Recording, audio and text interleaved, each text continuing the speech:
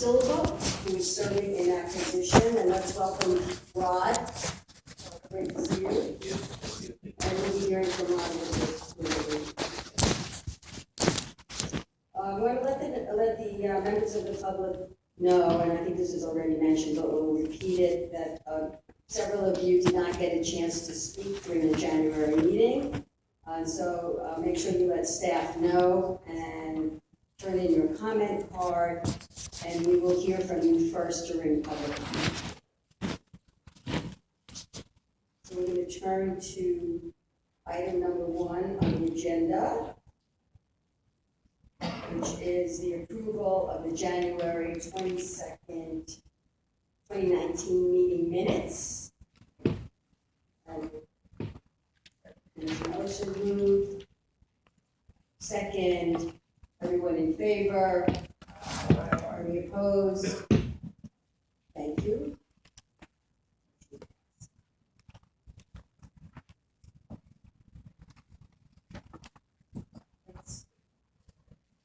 Just a reminder too that if you would like your name included in the minutes, make sure to let us know that. Otherwise, we don't necessarily attribute statements to individuals. So item number 2, this is a time for general public comment, and within the subject matter that's under our jurisdiction. And Brian, is Ingrid or Brian? What are you going to call? Ingrid will call the names of the people that signed up to speak. Our first speaker will be Joseph Naismith, followed by Greg Fusco, followed by Roland Dixon. You were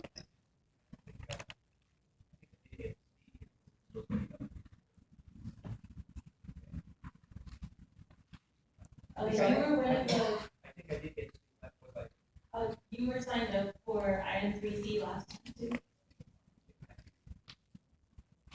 Good morning, Commissioners. Joe Maislich. I'm a therapist with a specialty in trauma and recovery, and also immediate.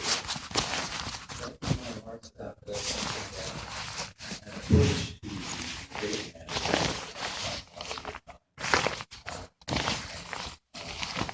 The way that I think that we consider taking action to set the board visually discuss legal tactics into migration, desperate migration.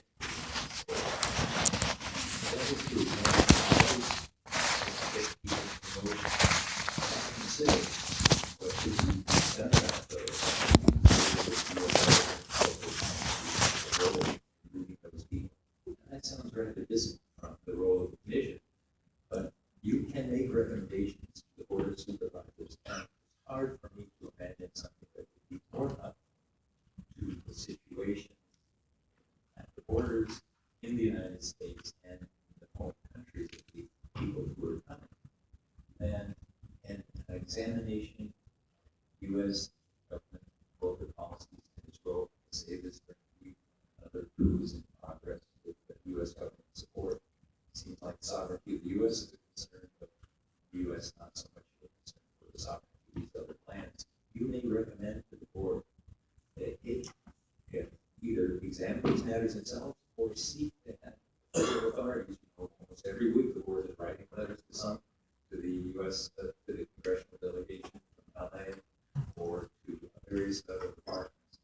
I can't imagine anything more that would relieve more pressures on law enforcement, community, on these disputes, trying to deal with the consequences of something whose major cause is not examined. And so I suggest that the demonstrator later this on the specifics of the things that have been mentioned, but that's the basic point that I believe is well within your role of making recommendations to the board that would seek real serious federal attention to these things, to the intrusions on sovereignty, economies, and politics in these countries that help create the desperation in those lands. That is what I'm looking at. Greg Cisco, followed by Robin Ditston, followed by Raul Rodriguez. Good morning. I was concerned that we're following the wrong program here and keeping people safe.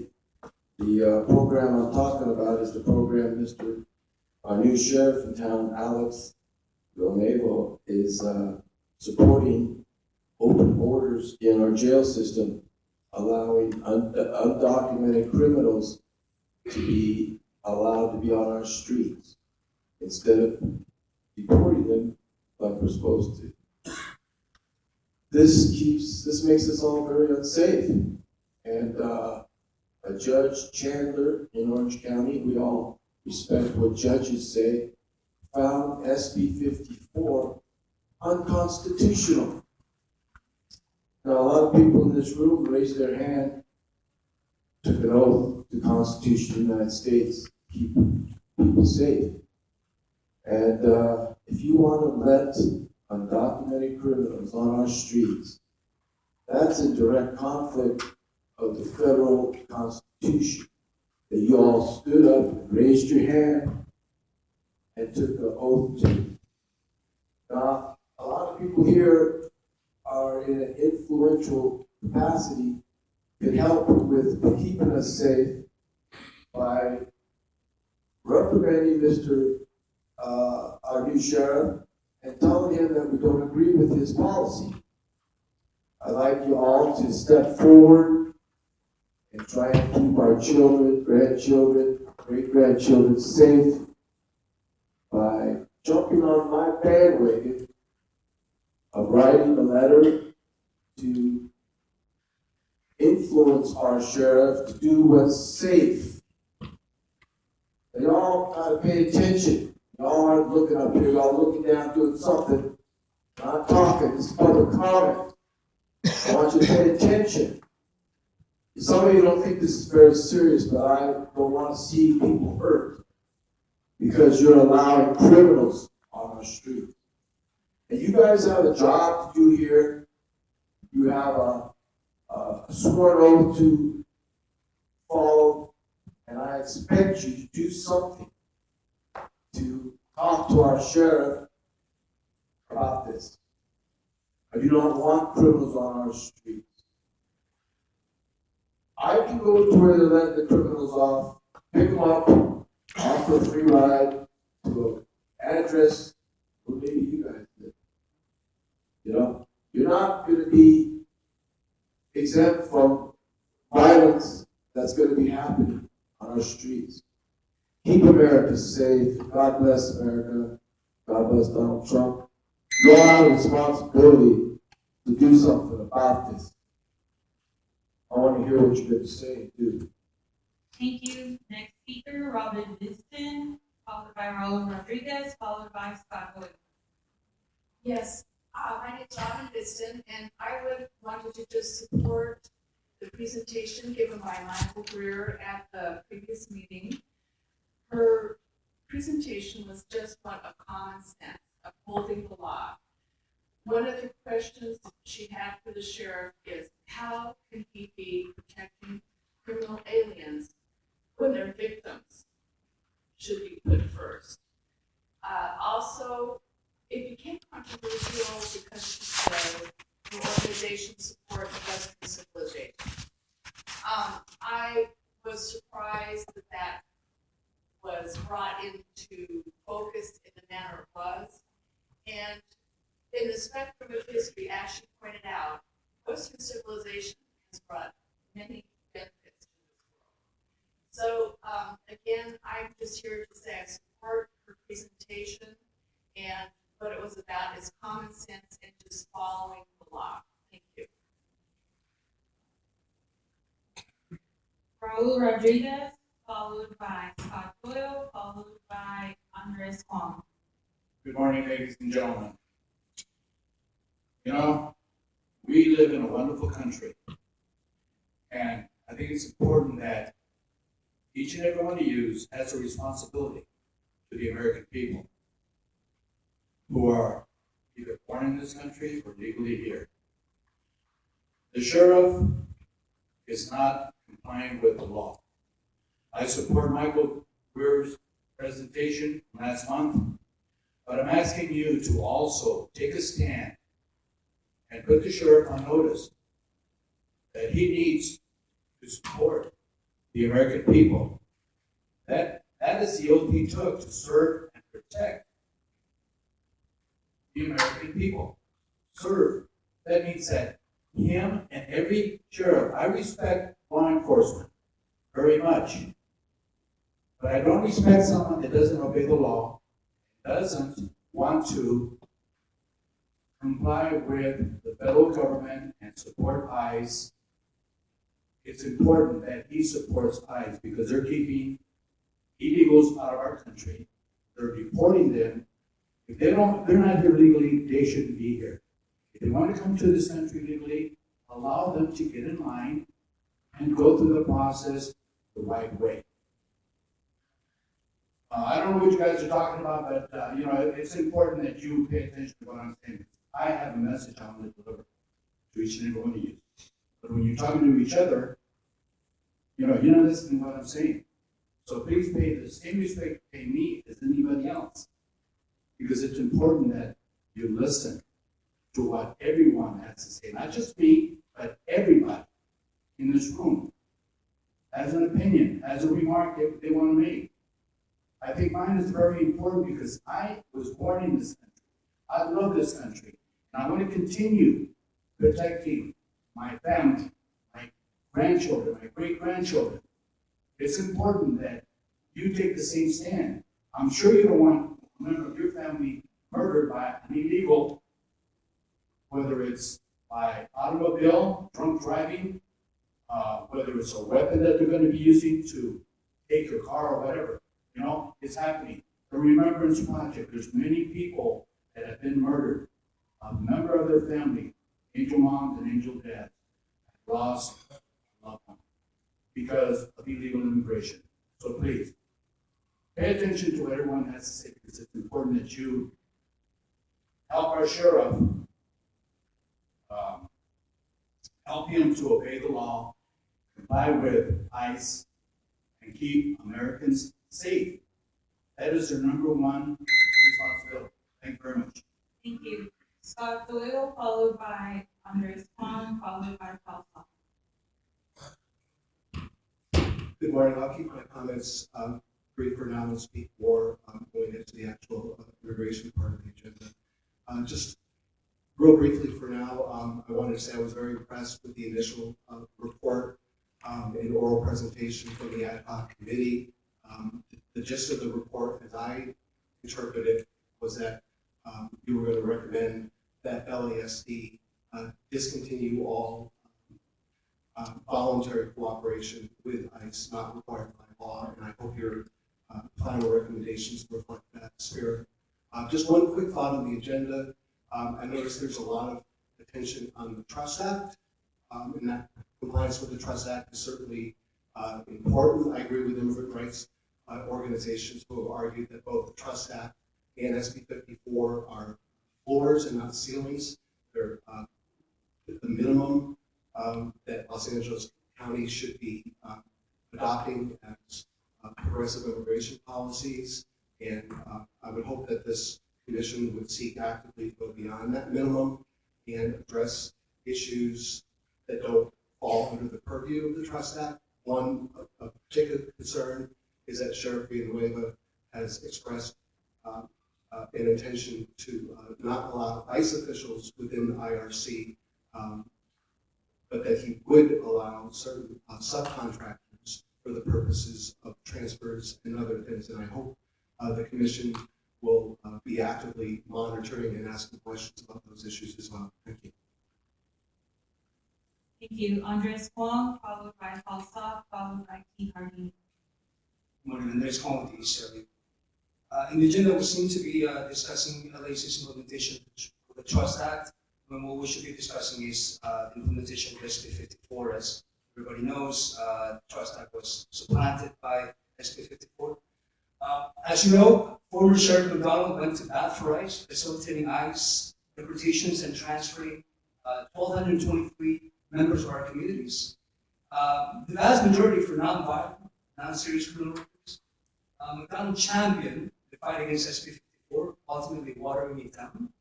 And this weakening of SB 54 has allowed for our community members to be transferred simply for misdemeanors. These are our community members, our family members, our loved ones. Let's be real. Sheriff Villanueva's offset election was primarily a referendum on former Sheriff McDonald.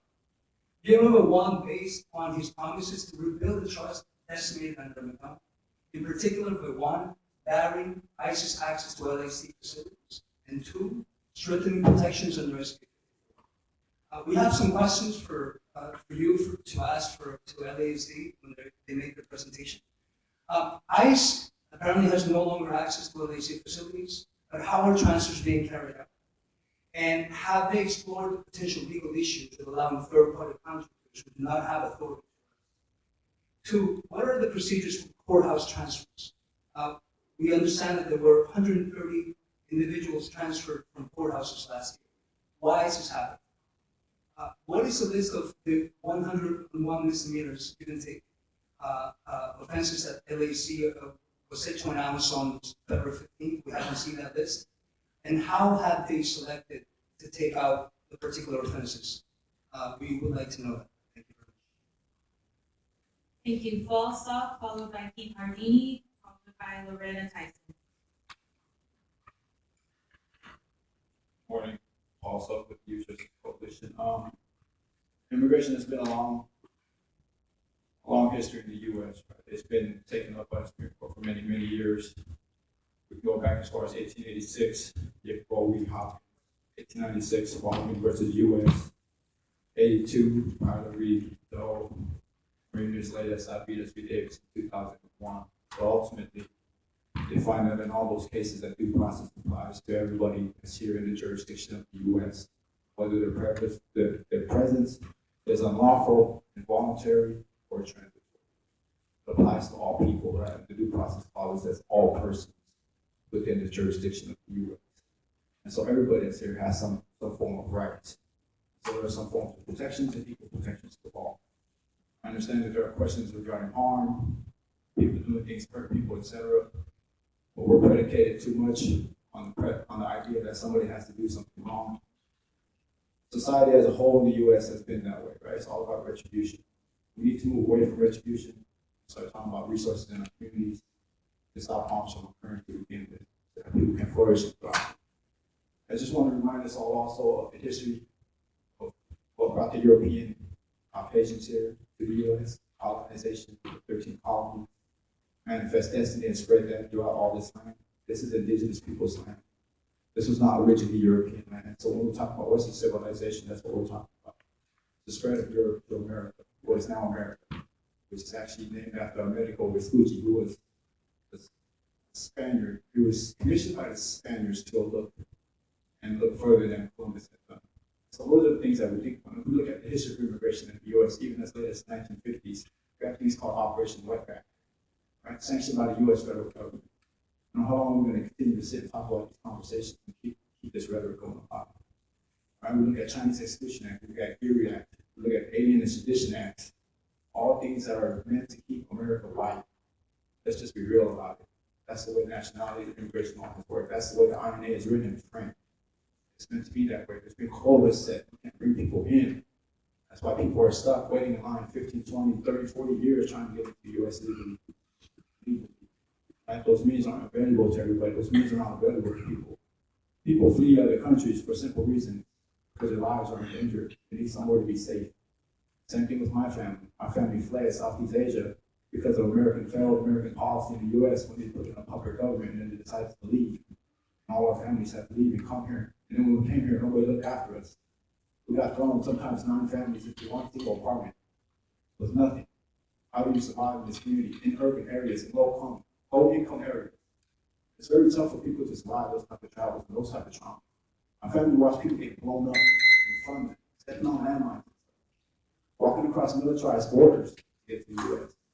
because they wanted to stay alive. And if we talk about transnational gangs, those things are created here in Echo Park because of failed American policies in Central America. So I just want to that. Thank Keith Hardini, Loretta Tyson, followed by Brendan L. Marshall. Well, good morning, everybody. Good to be here again.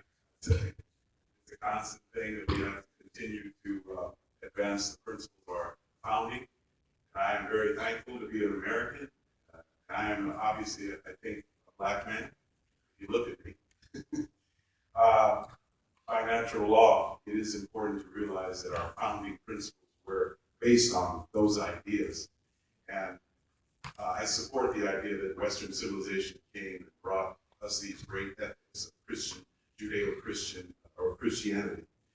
And it does not contradict this law, the Trust Act, which I quote from Alexander Hamilton in Federalist 33.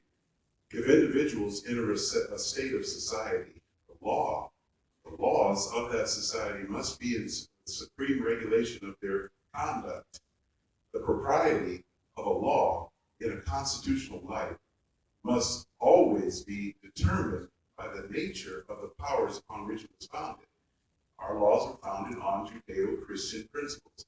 That's the Western ethic that was brought to America that made America great. And that sort of brought a new ethic of equality for all men.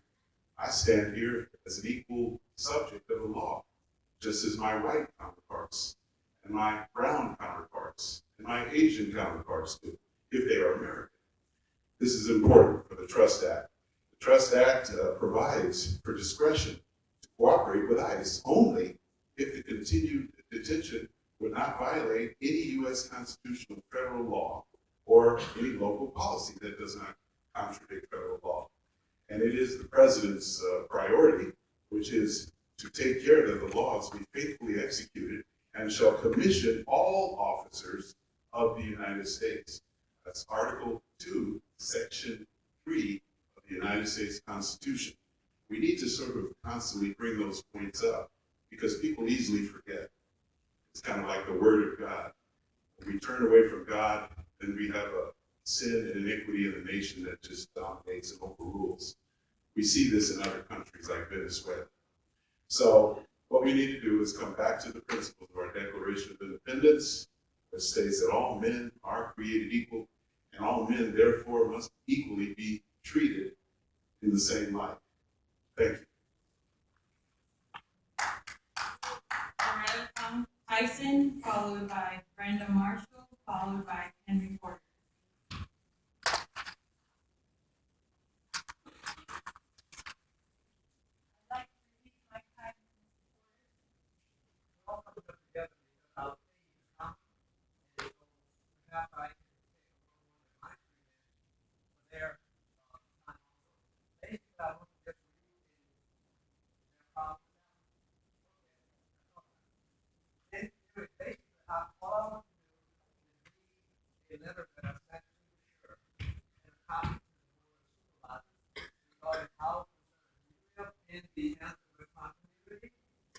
Which is serviced by South Los Angeles Sheriff Station.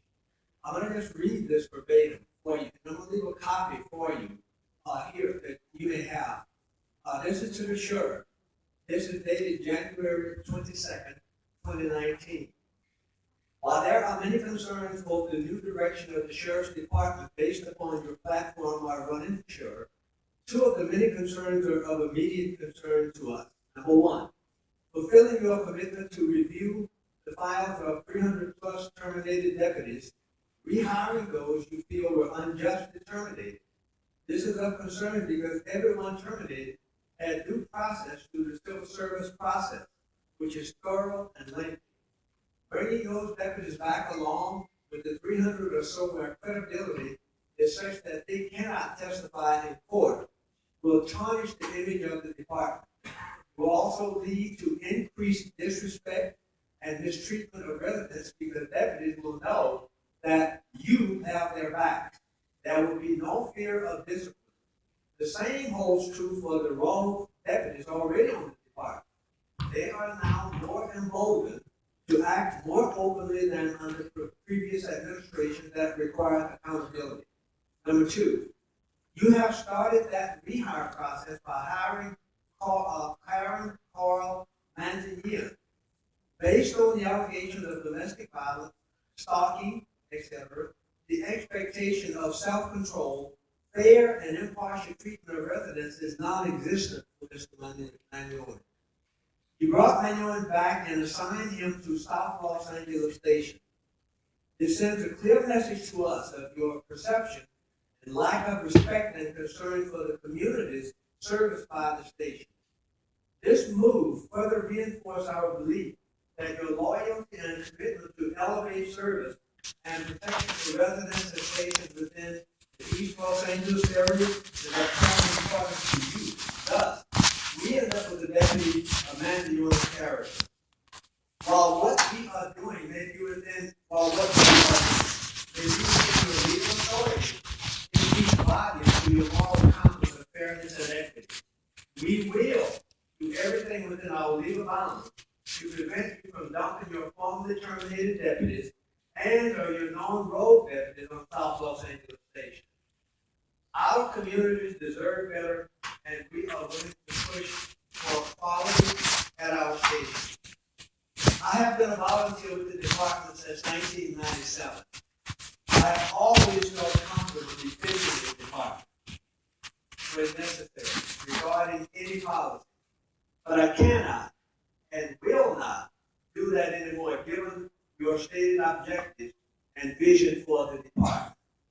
Request, as a sign of good faith, remove my narrative from South Los Angeles Station and do not respect our communities by using your rehired, formerly terminated deputies at our station. We deserve better. One last thing I would like to recommend strongly, is that you take these core values that was operated by previous administrations. You suspend them today. Because what these talk about is honorable performance of duty with respect, integrity, and wisdom.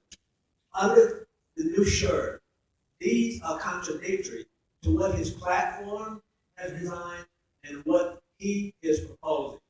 So I'm asking you to take a look at these core values and that you suspend them immediately and have him come up with some core values that will be conducive to what he intends to do with this department. Thank you so much.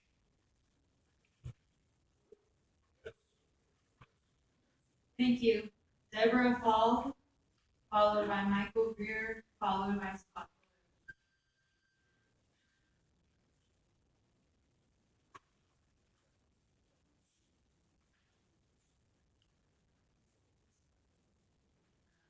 So I just want to add my support to those who are spoken on the idea that it is highly important that we provide process legal protection to all people who reside in this county.